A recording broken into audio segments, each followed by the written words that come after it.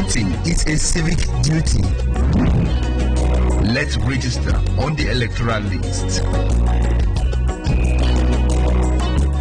This is a message from Equinoxe Television.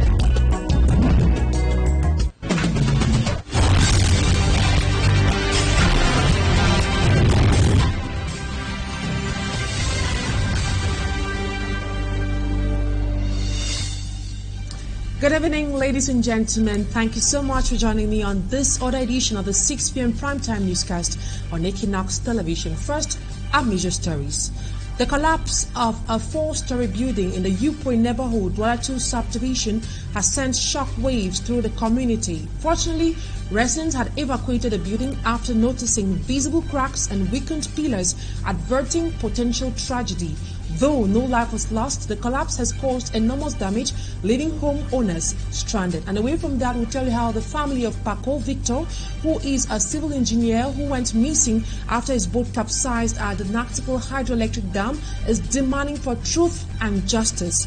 Despite pursuing legal actions against his French employers, the family laments a lack of clarity regarding the scheduling of hearings. Those are top stories tonight. The news in full in a jiffy.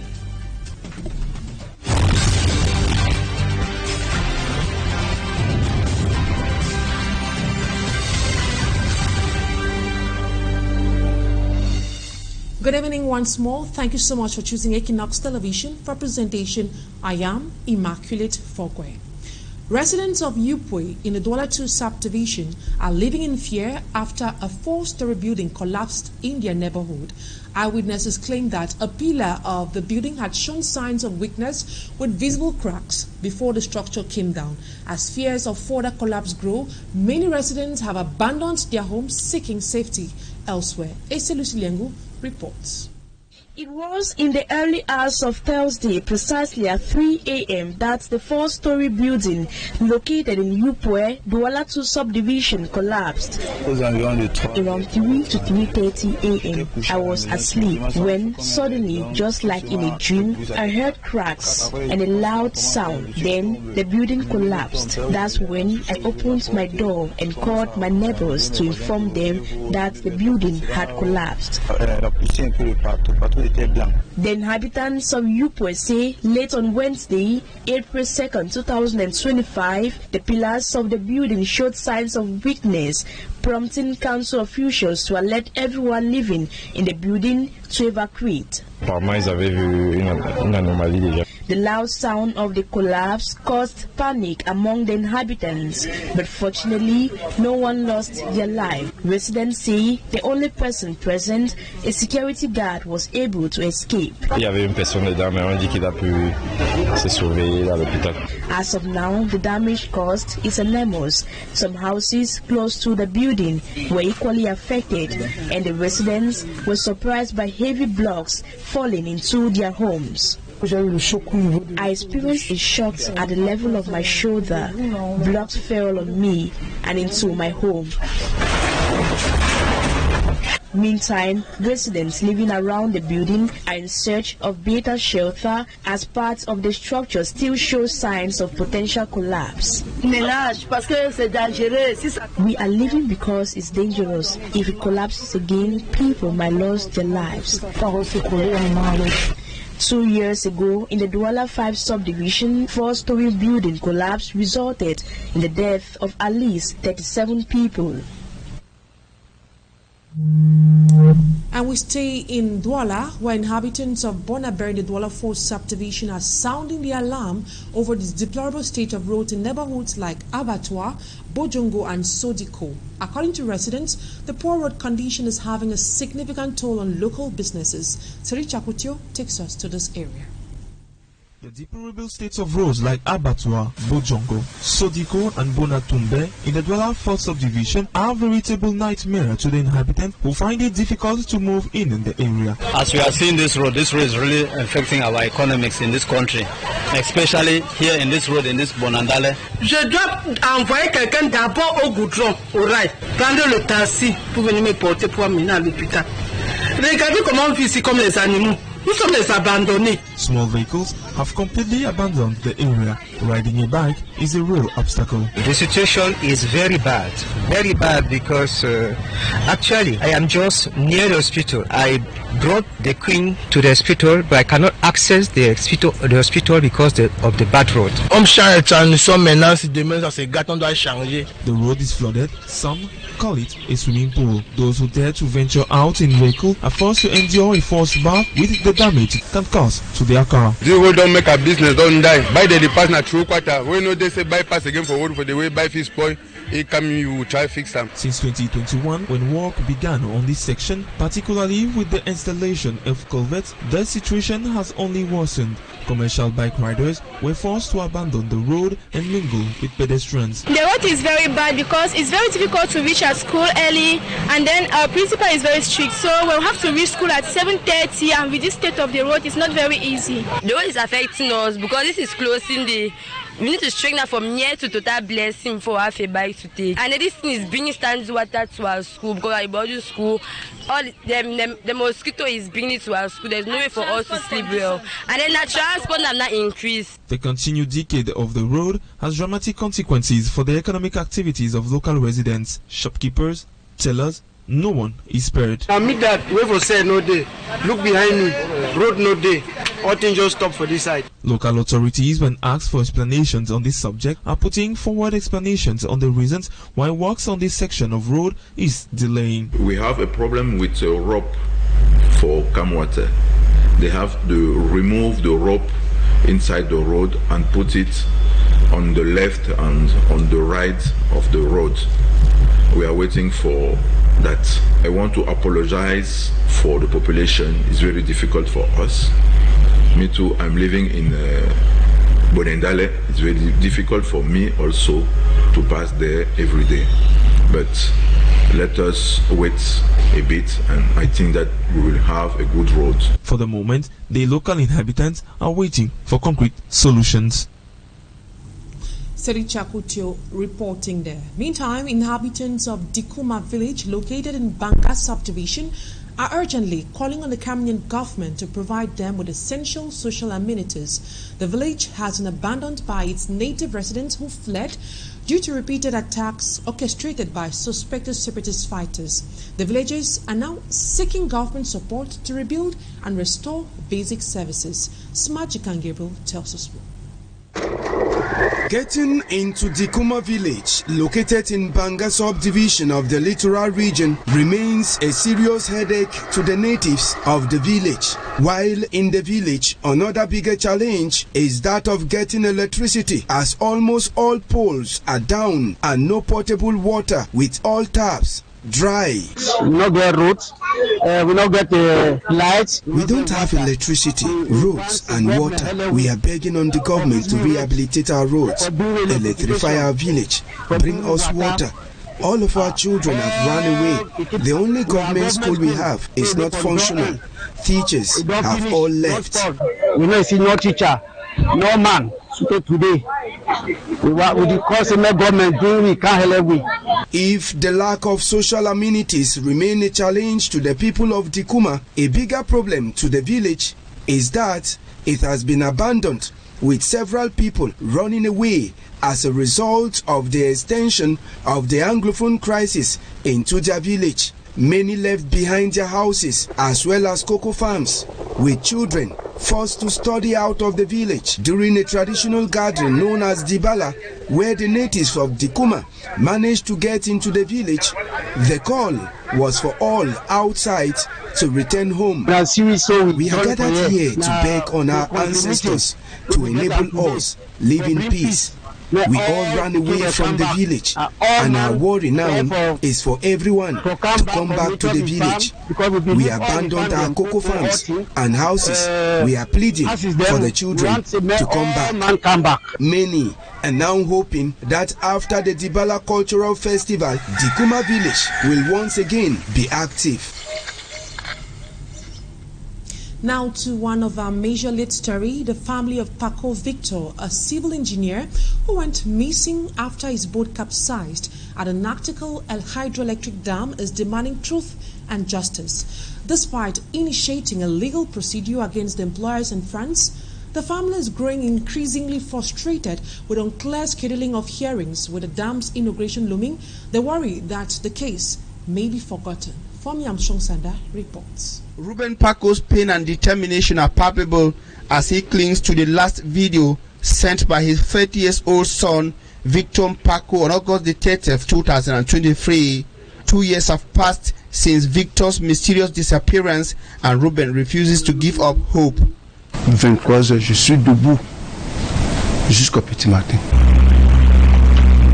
The video shows Victor visiting a cracked section of the Nashtiga hydroelectric dam where he worked as a civil engineer. Tragically, Victor never returned as the boat carrying him and his colleagues capsized due to an engine failure. The circumstances surrounding the incident are troubling. The family alleges a lack of seriousness regarding employee safety and negligence in the search effort. Je m'appelle. Étant au barrage, il me dit qu'il est au barrage. Despite the consortium's claim of deploying maximum resources for the search, the family lawyer led by Mr. Tugwa laments the lack of clarity regarding the scheduling of the hearing in the ongoing trial for manslaughter and dangerous activities. De manière informelle, et en faisant des diligences que nous sommes au courant des dates d'audience. As the inauguration of the dam approaches, the Mpako family fears that the case might be forgotten. However, they continue to seek justice with a procedure pending at the Paris headquarters of the EDF and the World Bank, the main financier of the project, having been petitioned by the family. Ruben's quest for truth and justice serves as a poignant reminder for the human cost of negligence and the importance of accountability. And over to politics, pressure is mounting elections Cameroon Lekam over the 2025 presidential election. Opposition and civil society leaders and also activists are pressing for a free, fair and transparent elections. It is the essence of a letter from Abdurrahman Baba to the chairman of the Electoral Board of Lekam. Babila Jonathan has more. As the forthcoming presidential election in Cameroon draws near, voices demanding transparency and the scrupulous respect of the electoral code continue rising to the sky. After the bishops, political activist Abdurrahman Baba tells the elections organizing body Elections Cameroon, Elekam, to reassure Cameroonians that their voices will be heard and respected. In a more specific manner, he points to Article 67 sub 3 of the Electoral Code, identified as a bone of contention between Elections Cameroon and other stakeholders. It reads, "The deliberations of the Divisional Supervisory Commission shall be recorded in reports signed by the chairman and commissioners present. Copies of this report shall be established according to the members present +2. Each signatory of the report shall receive a copy. The copy held by the representative of Elekam shall be the authentic copy." Considering the problem emanating from the fact that only the copy held by the representative of Elections Cameroon is considered authentic, Abdurrahman Baba is urging the respect of the spirit of the law to avoid a thwarted implementation or allegations that could provoke violence and chaos. In a letter to the president of the Electoral Board of Elections Cameroon, Abdurrahman Baba has suggested that a bailiff be mandated in each of the 58 divisional supervisory commissions to confirm and certify the figures on the return sheet handed to the representative of Elections Cameroon. Now we take you to the Southwest region, where the Office of the Public Independent Conciliator of that region has released its 2024 report assessing the relationship between local councils and the population. The report reveals that the councils in the Fako and Memet division performed satisfactorily, while others struggle to provide quality services due to inaccessibility and the ongoing crisis in the region. The report's findings were presented to the press in Buea. Rex Afuna, Southwest correspondent, tells us more. The annual report furnished by the Office of the Public Independent Conciliator for the Southwest region on the relationship between councils in the region and their local population for 2024 is both good and bad. It's a mitigated report. There are areas of satisfaction in urban municipalities, especially municipalities of Pako and Kumba City Council, because they are in the urban centers and there's relative security and they have money to carry out projects. For the typical grassroots population, the remote areas of the southwest, it is really not easy. And so they have every reason to complain because they have other concerns. The state of the roads does not even merit that contractors should go and reach there. And even if they reach there, it's impossible for them because of the socio-security crisis we have been having.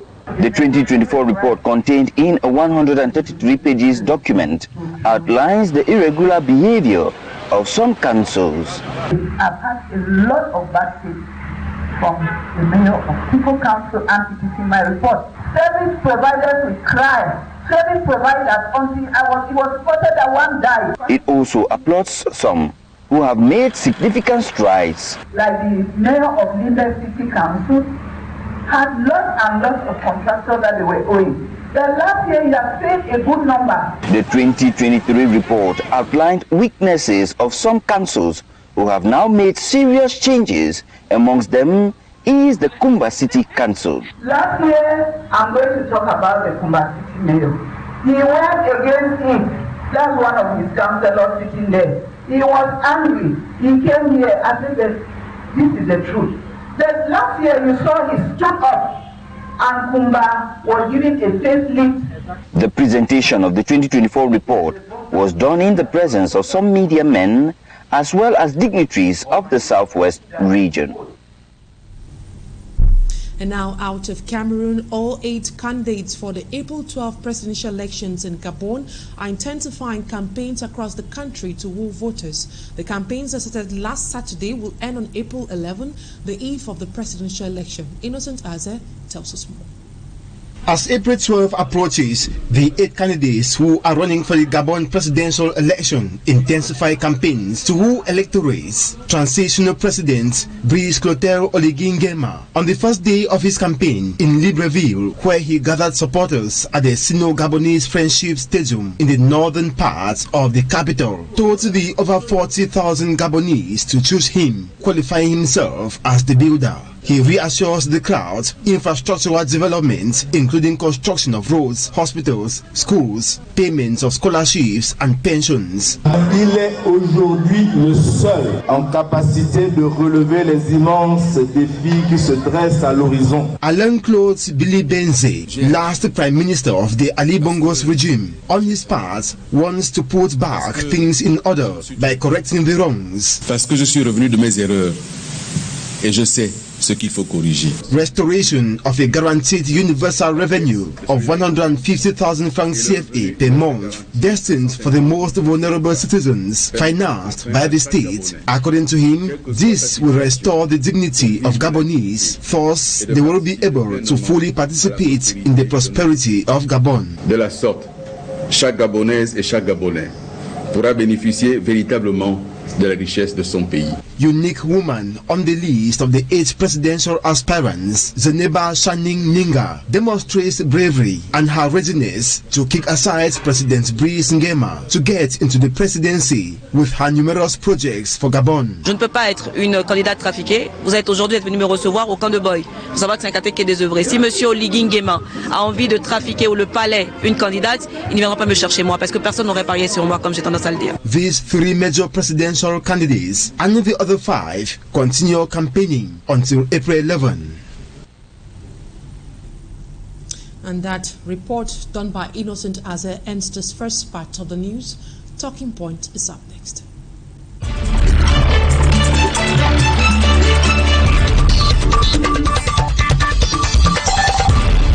My guest tonight is called MUMA BIH Yvonne. She is a gender activist. Good evening. It's a pleasure having you on Talking Point tonight. I'd like to know from you, what was your initial reaction to the 5 years suspended sentence given to Diane Yango's husband?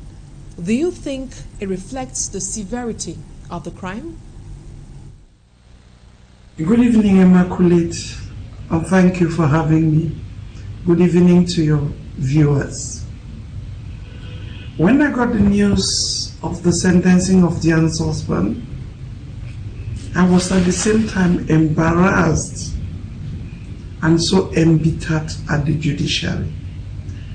How could a murderer be sentenced to 5 years of suspended jail term and paying a fine of 50-something thousand francs. Was that to buy a hen or to pay back for the life of a hen? And the most embarrassing part of all of it is that the judge is a woman. What happened? Is that the type of punishment that shall be meted out to perpetrators of such? My answer is a big no. Luckily, it has been appealed, and we hope justice, real justice, will be meted on this perpetrator. As a gender activist, how can such a verdict impact the fight against gender-based violence in Cameroon? And what message do you think it sends across to the perpetrators? For such a crime, I was expecting to hear from 20 years jail sentence upwards. But to get what the judge dished out, I first thought it was an April Fool. For a GBV, perpetrator of that magnitude,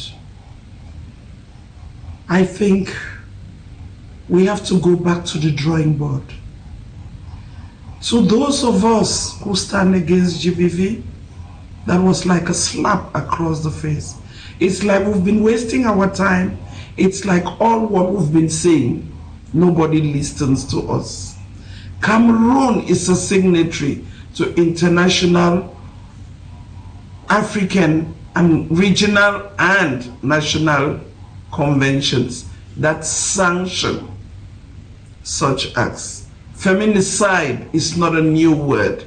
It's something that is punishable. I think that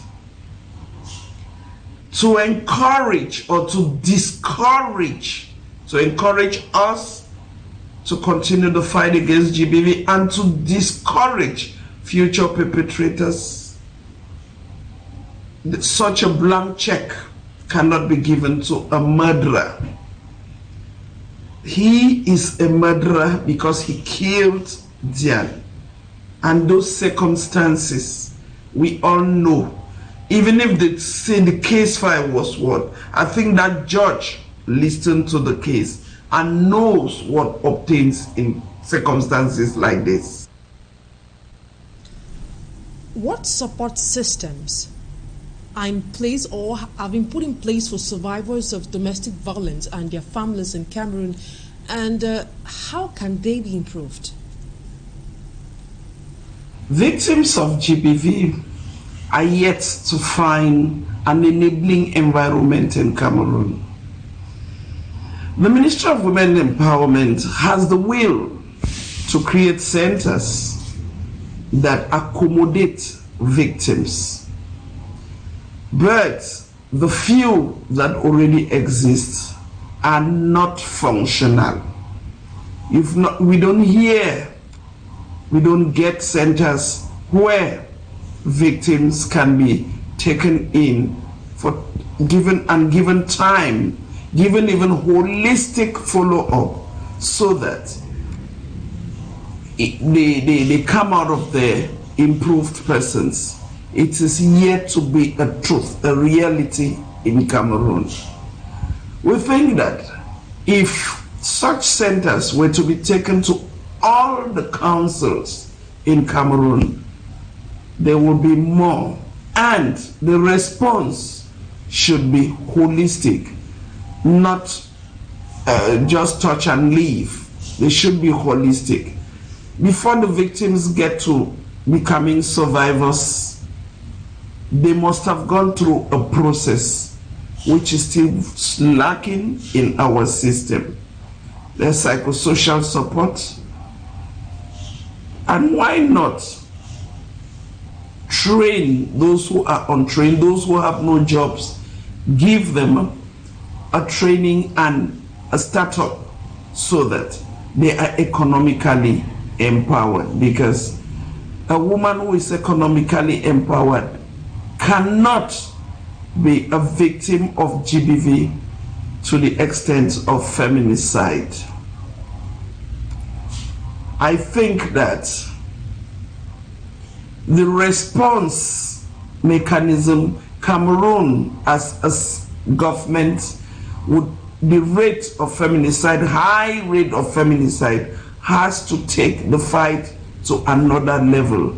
This has to be a subject of national interest and not just women's or he for she ambassadors.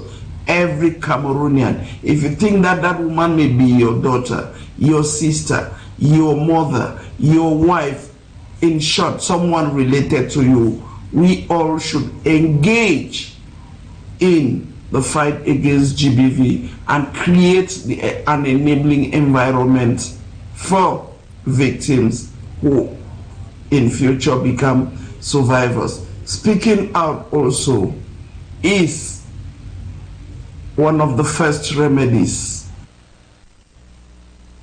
In your opinion, what would constitute justice for Diane Yango and her loved ones, and how can civil society and human rights advocates push for stronger accountability?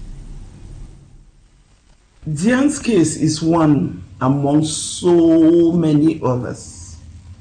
But for justice to be served, this case needs to be reviewed and the perpetrator, who is known but her husband, be severely sanctioned. He should at least have from 20 years imprisonment and above. Leaving it as it is like pushing Diane's family to perpetrate vengeance. And we know the heart of man. If something is not done, this family can be pushed to go and avenge their sister's death. And I think the justice system of Cameroon will have to be blamed for that. Future perpetrators will not be dissuaded by such. But I think we all have to come out en masse and tell this magistrate who passed on such a sentence that she has to remove her robe, deposit it, because she's a disgrace to the judiciary of Cameroon. Now, let's take this last question. Are there any ongoing or planned initiatives by your organization or others to provide support to Diane Yango's family and to advocate for stronger justice in this case? The civil society has initiated lots of actions vis-a-vis this. I belong to the Cameroon Women's Peace Convention platform, and we are already preparing an advocacy paper, and we were even going to seek authorization to go to the streets to say we cannot accept such a verdict. There are also lots of petitions online, and I hope Cameroonians sign these petitions, because each life that is lost in such a manner is unhealthy for the future of our children and for the future of our nation as a whole. Our organization will keep pressing together with all other human rights defenders. We have to come together and speak in one voice. Diane's is just an example, but the sentence of that husband of hers should be exemplary, and that will serve as a dissuasive measure towards others who think of perpetrating violence on their partners. Yvonne, gender activist based in Yaoundé. Thank you so much for your time. That's all put a cap to today's edition of the 6 p.m. primetime newscast on Equinoxe Television. Thank you so much for always choosing us. Have a wonderful evening in the company of more interesting programs on Equinoxe Television. So long.